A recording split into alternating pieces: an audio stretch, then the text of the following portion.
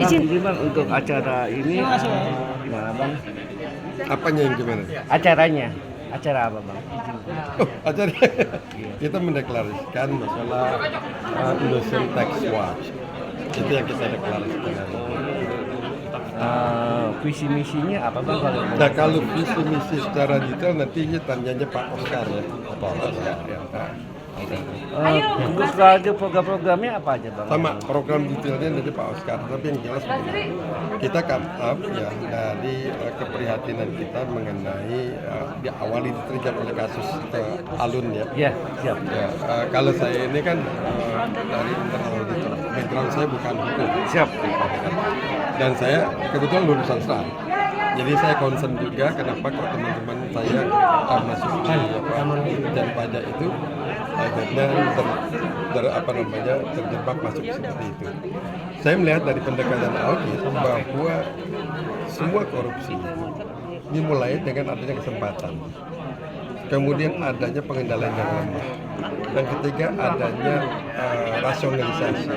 Jadi kalau tadi saya katakan opportunity, sama seperti misalnya kalau Anda punya usaha, kemudian kasirnya Anda nggak periksa dengan baik, nggak ada opname segala macam, dia merasa punya kesempatan untuk itu.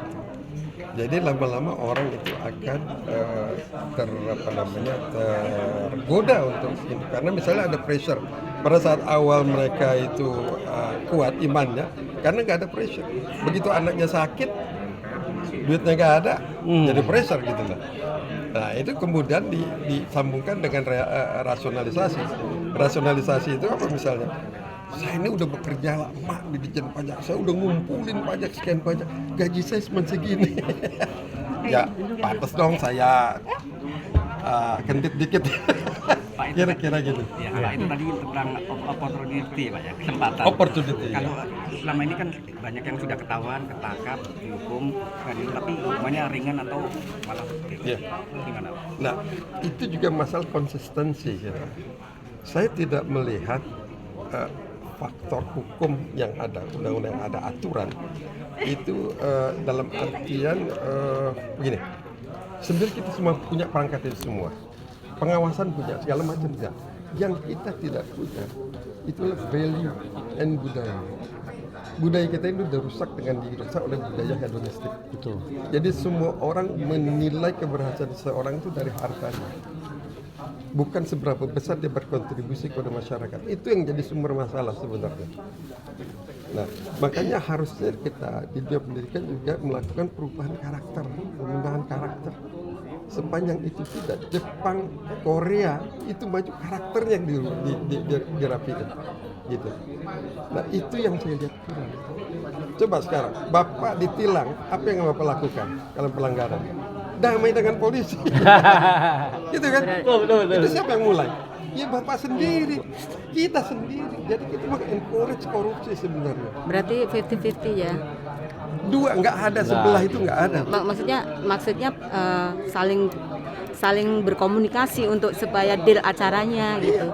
Kolusi itu selalu ada. Sistem seberapapun kuat, kalau ada kolusi itu gugur. Apapun itu. Jadi makanya saya di sini lebih mengarahnya sebenarnya kita semua harus aware, harus berpartisipasi dalam membangun nilai. Gitu. Kalau yang kita kejar aturan is like gun. Tergantung the man behind the gun. Aturan itu bisa baik kalau yang jalanin baik. Kalau jalanin nggak baik, bagaimana dia bisa baik? Apalagi udah masuk ke ranah hukum. Hukum itu lihat angle-nya mana, interpretasinya beda. Betul. Apalagi sekarang masalah hakim. Hakim itu suara Tuhan ya, dia mengatasnamakan itu. Iya. Kalau dia udah vonis, ya udah itu jalan. Kalau nggak terima, banding. Nah gitu loh. Jadi bangsa ini yang kurang value. Sejauh ini bang, hukum di Indonesia kan kurang begitu bagus. Terus pendapat abang sendiri bagaimana? Sebenarnya bukan hukum yang tidak bagus, orangnya nggak bagus. Oknumnya. Oknum. Bukan oknum. Sekarang value kita masyarakat gitu. Kita ini value-nya udah rusak. Rusak dengan budaya hedonistik. Bapak, ya kalau orang-orang udah tua, lihat mau cari menantu, yang cari apa? Bibit, Kalau bibit datang bobot. itu dengan pakai Mercy, dengan datang naik sepeda, mana yang Bapak pilih? Mercy. Mercy, padahal dia hasil korupsi, nggak peduli. Betul nggak? Kenapa? Nilai kita yang sudah nggak beres, gitu loh. Jadi kalau penyebabnya itu nilai, value, culture, kita ubah apanya pun nggak akan bisa beres. Benar nggak? Iya. Undang-undangnya dirubah, ya orangnya nggak beres. Iya. Instruksi dirubah, ya orangnya nggak beres, sama aja. Itu kan bergantung man behind the game. Itu yang harus. Bagaimana bisa merubah? Pertama, kita aja talk from the top. Bagaimana atasan? Bagaimana menerapkan aturan itu secara konsisten? Reward and punishment itu harus benar. Tidak ada pandang bulu. Orang akan takut. Cina bisa beres. Kata siapa itu? Pemimpin Cina, sediakan 100 peti mati. 1 peti mati buat saya. Kalau saya menyimpang. Kan gitu kan? Iya. Sekarang kalau ada Bapak Kun, potong kulit saya. Udah terbukti nggak dipotong. Benar nggak? Apa harapan Bapak untuk ke depan ke Pak Jokowi dan pemerintahannya, Bang? Pertama adalah kata dan perbuatan harus sesuai. Karena masyarakat semua melihat kita ini adalah orang-orang yang paternalistik. Kita melihat atasan kita gimana. Kalau atasannya konsisten, kita semua akan konsisten. Kita akan takut. Kalau atasannya tidak konsisten, semua nggak akan. Jadi selama ini belum konsisten ya Pak? Saya tidak bilang Bapak Ibu yang bisa menilai konsisten tidaknya. Saya tadi ditanya apa harapan saya? Harapan saya konsisten Oh, siap. antara perkataan dan perbuatan. Konsisten dalam kalau bilang kalau saya tidak suka ini, yang melakukan itu embat aja. Iya kan? Siapapun dia, jangan soalnya ini saya melakukan, oh sih, aduh saya teman saya juga gimana, nggak bisa gitu. Iya. Kalau kita menerapkan aturan itu dengan konsisten, insya Allah semuanya akan bisa jalan. Jadi menurut Bapak peraturan seperti apa supaya antara orang pajak sama awam ini supaya sinkron? Theoretically ya, sebenarnya ada hal seperti yang disampaikan. Bagaimana Ditjen Pajak ini dia juga bagian dari eksekutif, dia juga bagian dari yudikatif. Karena peradilan perpajakan di bawah Ditjen Pajak juga, gitu loh. Nah ini hendaknya dipisahkan, itu yang kita harapkan, gitu loh. Kemudian juga kita berharap, gitu ya.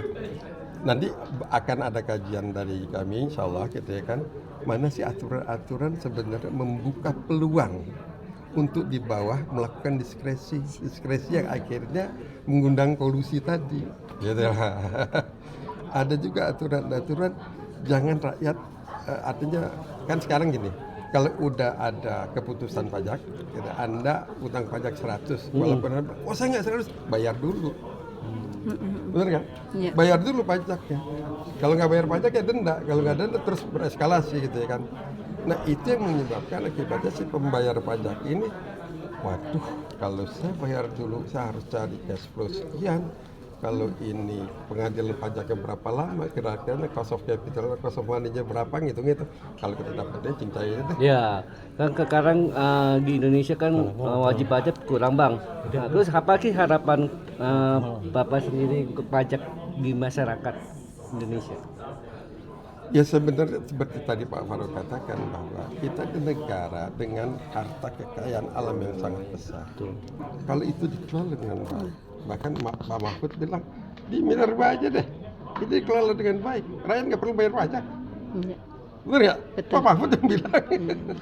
Baik Gitu. Pak, terima kasih informasinya Nah, sudah lengkapnya cukup.